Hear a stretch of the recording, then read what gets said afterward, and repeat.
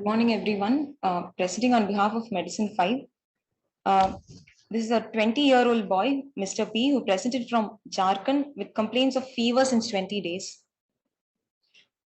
He was apparently normal 20 days back when he developed fever, which was high grade, intermittent, and associated with chills and rigors. There was no evening rise of temperature, and the temperature was not documented. He had occasional fresh bleed from both nostrils with no specific precipitating event, and the episodes lasted for 2 to 3 days. It was spontaneous, it settled spontaneously, and it was around 1 to 2 ml of fresh bleed. He had no history of cough, expectoration, or rashes, no history of dysuria, vomiting, or abdominal pain, no history of hemoptysis, hematemesis, or melena. He's nil comorbid and not on any medications. On examination, his vitals, blood pressure of 100/60, pulse rate of 110 per minute, respiratory rate of 20 per minute. He was afebrile. Pallor was present. There was no fresh bleed from bilateral nostrils. On systemic examination, per abdomen findings, it was soft, non-tender, and the liver was palpable 4 centimeter below the right subcostal region along the mid-clavicular line. The spleen was palpable 4 centimeters below the left costal margin mid-clavicular line. Other systemic examination findings were normal. So this is a 20-year-old boy who presented with fever for 20 days with occasional fresh bleed from his nostrils. And on examination, he had pallor and hepatosplenomegaly. So we considered differentials like enteric fever, rickettsial diseases, leptospirosis, malaria, dengue, and acute hepatitis A and E.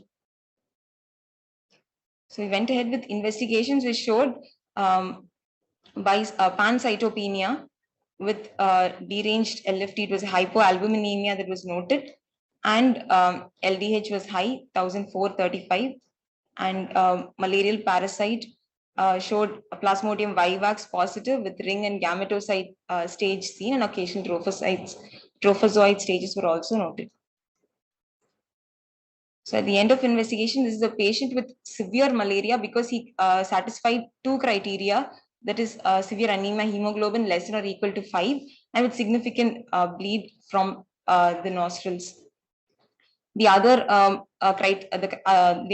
criteria, the manifestations included in the criteria are impaired consciousness, prostration, multiple convulsions, more than 2 episodes within 24 hours, base deficit more than 8 milliequivalents per liter with a plasma bicarbonate level of less than 15, and hypoglycemia less than 40, severe anemia, renal impairment with creat more than 3, jaundice with a serum bilirubin of more than 50, pulmonary edema, shock, and hyperparasitemia. So one or more of the, if any of these criteria are satisfied, we call the patient a severe malaria.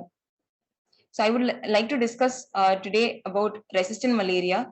So chloroquine resistant malaria. It was first reported in India in the region of Diffu Karbi Anglong in Assam. It is highly prevalent in the northeastern part of India. The preferred regimen is the artemisinin combination therapy, which is artemether lumefantrine or artesunate mefloquine combinations. The alternative regimens that are used in chloroquine resistant malaria are atovaquone proguanil, 250 mg, 100 mg, 4 adult tablets, 4 tablets orally once daily for 3 days, and quinine plus any one of the antibiotics like doxycycline, tetracycline, clindamycin for duration of 3 to 7 days, and mefloquine for a duration of 3 days. Coming to artemisinin resistant malaria, it was initially observed in the sub-Saharan Africa and Southeast Asia and the South American regions. The individuals who are who have a travel history to these regions are more prone to develop artemisinin resistant malaria. And those people who have the artemisinin partner drug, for example, lumefantrine resistance, also will have a treatment failure when there is artemisinin resistance present. And malaria blood smear on day 3 of treatment with artemisinin combination therapy is a screening tool to detect artemisinin resistant malaria. So in Southeast Asian region, with an initial parasite density of more than 1 lakh parasites per microliter and more than 3% parasitemia on day 3 of artemisinin combination therapy. We extend the duration of treatment to 6 days, and daily smears are taken till the smear turns negative. The other regimen that is considered is the triple ACT regimen, which includes dihydroartemisinin piperacin plus artesunate mefloquine or mefloquine plus artemether lumefantrine combination.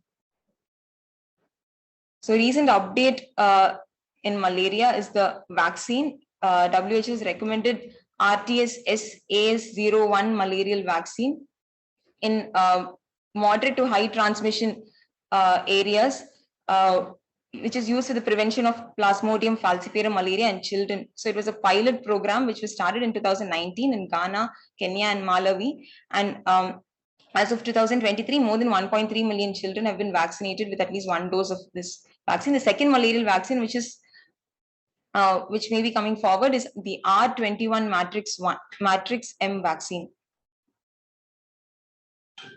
So in our patient, we diagnosed him with severe malaria. We started him on injection artesunate 120 mg at 0, 12, and 24 hours, and followed by artemether lumefantrine 120 mg, 4 tablets BD for 3 days.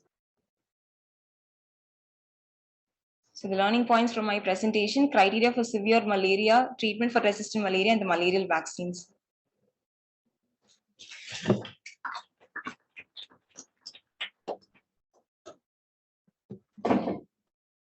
Any questions? What is the molecular marker for artemisinin resistance?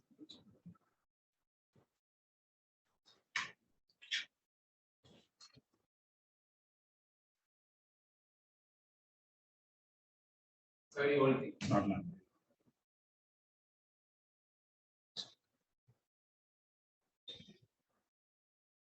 Okay, it's 30. And please make a better differential list. It's good if you write 20 days fever. So it's prolonged fever with hepatosplenic. It is not acute febrile illness with liver and spleen, where we only write, it looks good when we write protozoal, bacterial, viral. Yeah, all you're talking about acute infection. So the differential list is very, what to say, not comprehensive at all. You will miss a lot of thought processes in a lot of patients. The clinical syndrome is prolonged fever with hepatosplenic, not acute febrile illness. So you don't miss more diagnosis. You are lucky to get a malarial smear positive. Did you check with the lab whether there was a mixed infection or it was only DY vaccine? Check with the labs. What happened with the ACT? What happened with the fever? What happened with the parasite clearance? Today he's a day 2 of admissions. So became afebrile on it. He's afebrile. What about follow? With parasites? What about day 3 treatment for the hypnozoids? Day 3 of ACT, we're planning to repeat the blood smear. Still in the water? He's still in the wards. And he's come all the way from Jharkhand. Nobody there saw him. He never had a malaria.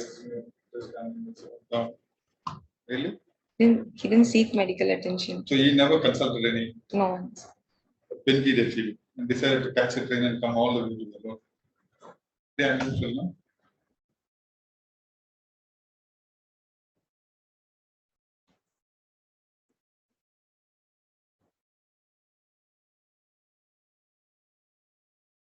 Why is he still in the ward? He got admitted on Sundays. Pardon me? He got admitted on Sunday. Day. Why did he have pancytopenia? Why this even is a WBC composite? No? Yes, sir. Why is that? That's not part of malaria. So does he have some other disease? What happened to his counts after he started treatment? We've repeated.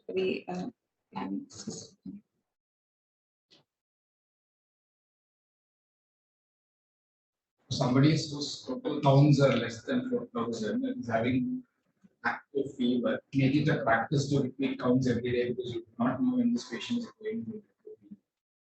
3 days to repeat counts for somebody who presented with fever, pancytopenia, and a total WBC of 2000.